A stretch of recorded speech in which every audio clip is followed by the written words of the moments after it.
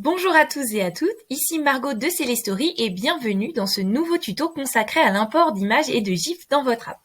Alors comme d'habitude, on va partir d'une base entièrement vierge pour les bénéfices du tuto, mais sachez que vous pouvez retrouver l'exemple complet et avec tous les détails nécessaires parmi les exemples Celestory intitulés Importer des GIFs. Alors pour intégrer des images, il n'y a rien de plus simple. Pour commencer, il va falloir se rendre dans son menu principal, qui est donc le bouton bleu au titre de notre projet, et aller dans Fichier. À partir de Fichier, vous allez pouvoir en fait télécharger tous les fichiers qui se trouvent sur votre ordinateur en cliquant sur Ajouter fichier. Comme vous pouvez le voir, nous avons déjà téléchargé une image qui représente le logo de Celestory et une fois que vous avez uploadé tous vos fichiers, eh bien on va pouvoir commencer à intégrer les images. Donc il suffit pour cela, de manière très simple, de créer un bloc image. Donc on va ajouter un bloc image.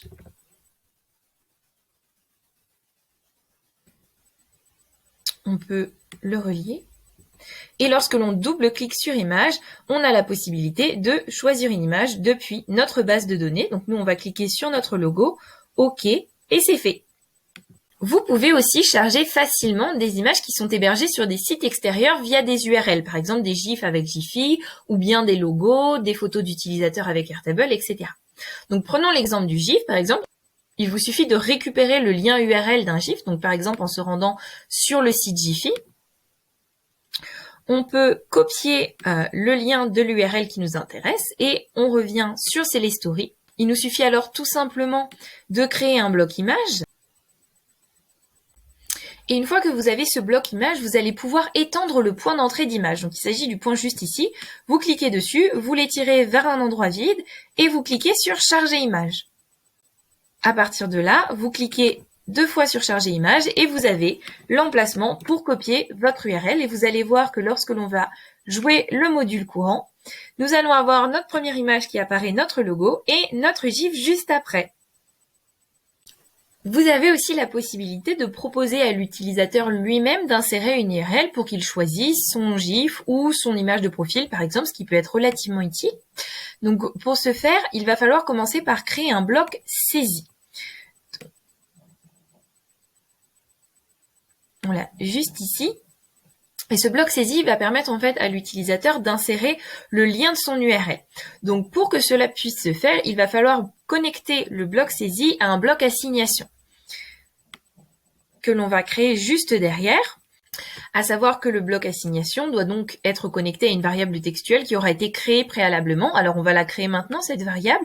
Il faut aller dans Menu, Variable, ajouter une variable, et comme vous pouvez le voir, la variable par défaut est booléenne, donc on va choisir une variable texte, on va lui donner un nom, ça va être URL image profil, on peut l'ajouter.